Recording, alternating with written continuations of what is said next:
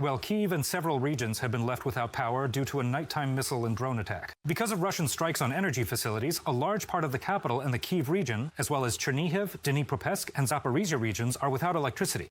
There are also power outages in Zhytomyr, Kharkiv, and Donetsk regions. In Odessa, 2 DTEK energy facilities were seriously damaged, leaving 47,000 families without electricity due to the shelling. In regions where the security situation allows, energy workers are already working on restoration. Today, hourly blackout schedules are in effect in all regions of Ukraine, and power capacity for industry is limited. In Odessa region, Dnipro, Kyiv, and the Kyiv region, the previously published hourly blackout schedules are not in effect, and in Zakarpattia and Chernihiv regions, 17 settlements are without power due to bad weather. And after today's shelling, the satellite cities of the capital, Irpin and Bucha, as well as the surrounding areas, have been completely cut off from power. In total, 200,000 customers are left without electricity. DTEK is trying to at least restore power to critical infrastructure. For a while, there was no electricity at the Irpin Community Clinic, but now it is operating on a generator. Residents of Irpin, Hostomel, and Bucha saw on the energy company's website that emergency repair work will continue until the day after tomorrow, meaning power will be restored on January 15th. However, DTEK representatives assured TSN in a comment that crews are already working to eliminate the consequences of the Russian attack. And soon, the Bucha district should return to scheduled power outages. As of now, we already have partially restored supply, and we are gradually bringing facilities back online. It is our sincere hope that in the upcoming several hours, we will be able to resume the scheduled outage plans in this specific district. We have a lot of problems related to the fact that after these mass outages, when we turn the lines back on, we experience very significant network overloads because all the high capacity, energy intensive devices are switched on at the same time. So once again, I'd like to remind everyone to be more economical and understanding. When electricity is restored according to the schedule, please use electrical energy wisely. Tonight, residents in northern Ukraine will experience temperatures as low as -20 degrees Celsius. The Hydrometeorological Center warns, in the coming days, don't expect the cold to let up. The mildest frosts will be in the south, the east, and in Zakarpattia. Over the next 3 days, daytime temperatures there will be a relatively modest 2 to 7 degrees, and at night, no colder than -11. But they're not promising much snow. It will only fall near the Azov Sea, and there will be a bit of precipitation in Zakarpattia. The coldest day will be January 16th. At night in the north, temperatures are expected to drop to -22 degrees. In the capital, it'll be as cold as -15 at night, and during the day, around 10 to 12 below zero. Pipes are cracking from the inside, and people are heating their homes with burners. For the 5th day in a row after the massive Russian attack, 1,000 buildings on both banks of Kyiv have cold radiators. This was reported by the Kyiv City State Administration. The temperature in these apartments ranges from about +15 and in some places even down to +5 degrees Celsius.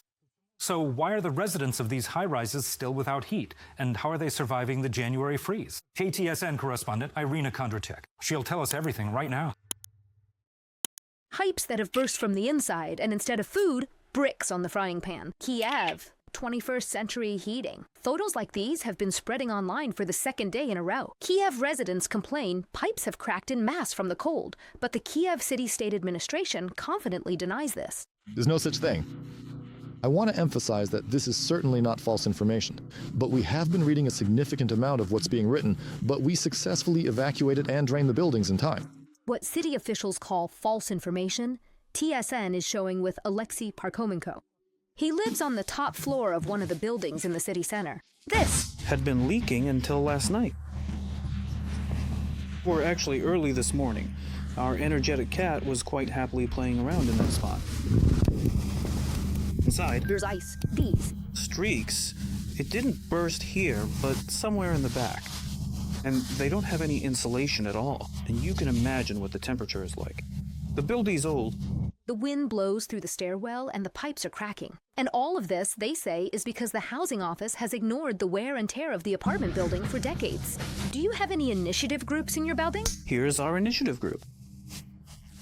Alexei explains, together with the neighbors, they renovated the elevator and painted the walls in the stairwell. They also installed new trash bins and benches next to the building. But creating a homeowners association in a 60-year-old building was considered pointless until this winter. I could at least feel a bit of warmer air. Alexei Parkmenta. There is a charging station, so there is light at home, and he can heat up his breakfast. It stands on a group of machines that are responsible solely for lighting and sockets, so that you can leave the kitchen turned on because it's electric. The refrigerator works, the TV, but there's no internet either because the batteries are frozen. And so there's light, you can turn on the kettle, heat things up. The capacity of the station is enough for 14 to 16 hours of operation. They mostly recharge it at night. During those 2 to 4 hours when the power comes back on, the neighbors are doing laundry and cooking too. But really, without the station, that's it. You'd be sitting all day powerless, doing nothing. Power banks won't suffice.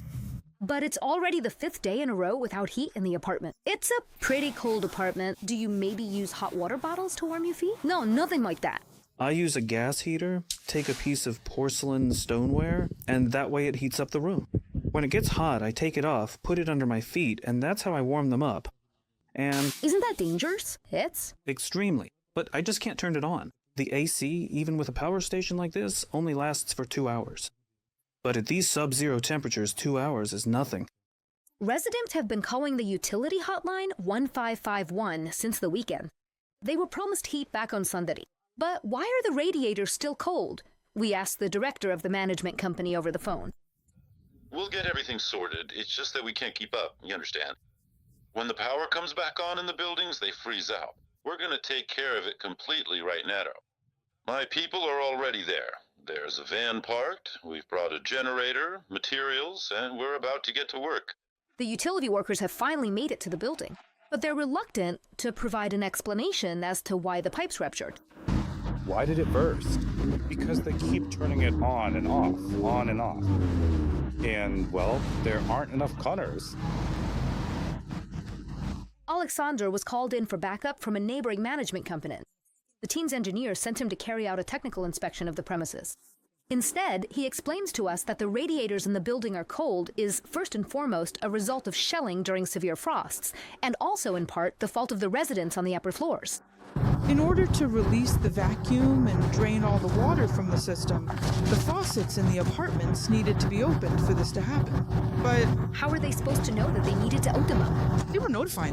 By draining the entire system with specialized professional equipment, the local residents living there have completely and absolutely nothing to do with that process. Because the residents don't put this water into the system, and they don't drain it at the end of the heating season.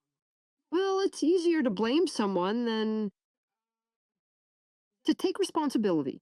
An expert in the field of housing and communal services explains, in Kyiv, there has been an action algorithm for management organizations in emergency situations for about 20 years now. Right now, we must get the residents heating as soon as possible, and then we'll fix everything else gradually. The utility workers promise they will try to restore heat to the apartments as quickly as possible. Where? Is the guarantee that it won't happen again? At this temperature, won't it break down again? Alexei Park Home & Co. is skeptical that the heat will last long, even after it's restored. But he notes that this incident will likely push the residents to create a homeowners association. Irina Kondrachuk, Alexandra Shion, and Natalka Kucherenko. TSN 1+1.